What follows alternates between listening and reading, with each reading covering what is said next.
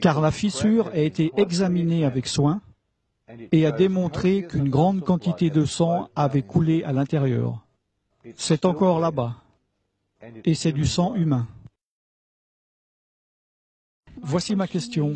Vous avez dit que vous aviez donné le sang de notre Seigneur à être examiné par un laboratoire israélien. Quels ont été les résultats? Ok, très rapidement, hein. Du sang sec, c'est du sang mort. Tout le monde sait ça. Ils font des tests sur le sang des pharaons et des momies. Il y a certaines choses qu'ils peuvent faire, mais ils ne peuvent pas faire un compte des chromosomes. En tout cas, pas par des méthodes que je connaisse. Tout est en évolution, mais moi, je ne dis pas que je connais tout. Néanmoins, à ma connaissance, il est impossible de connaître le nombre de chromosomes depuis du sang séché. On peut retirer de l'ADN, mais pas des chromosomes. Cela concerne les globules blancs. Tout d'abord, dans cette analyse, j'ai pris le sang et je l'ai amené dans un laboratoire en Israël. Je me suis renseigné avec un de mes collègues où se trouvait un bon laboratoire, digne de confiance. Ils m'ont dit, là-bas c'est bien, donc j'ai dit OK. J'ai dit, prenez ce sang, s'il vous plaît, et analysez-le, et dites-moi, qu'est-ce que vous pouvez m'en dire? Ils m'ont dit, on va le reconstituer, on va le mettre à température ambiante. Pendant 72 heures, on va le mettre dans une douce centrifugeuse.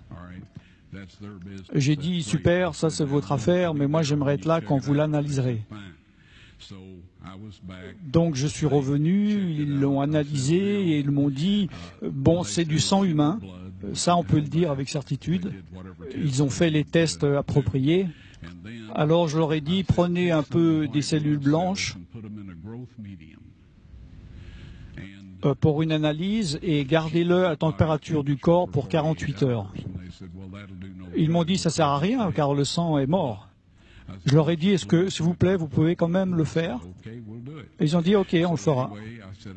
J'ai dit, je veux être là quand vous le retirez et que vous l'examinerez. Je suis revenu, ils l'ont sorti, ils l'ont examiné, ils l'ont mis sous microscope. Et un technicien en a appelé un autre. Ils ont appelé leur patron. Ils parlaient en hébreu ensemble. Ils m'ont regardé et m'ont dit, Monsieur Wyatt, ce sang ne contient que 24 chromosomes. Vous voyez, chacun d'entre nous en avons 46. 23 de votre mère, 23 de votre père, 22 autosomes de votre mère, 22 autosomes de votre père. Vous avez un X de votre mère et vous pouvez avoir un X ou un Y de votre père. Ce sang avait 23 chromosomes du côté de sa mère, un chromosome Y seulement.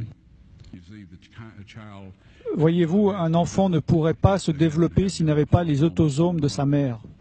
Donc toutes ces caractéristiques physiques avaient été déterminées du côté de sa mère, ses autosomes.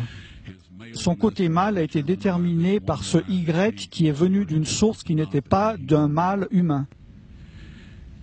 Ensuite, ils m'ont dit, ce sang est vivant. Et ils m'ont demandé, c'est le sang de qui?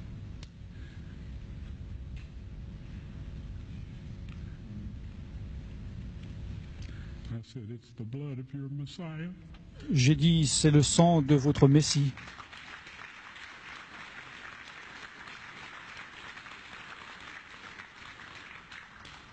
Et je peux vous dire que la vie de ces hommes ont changé.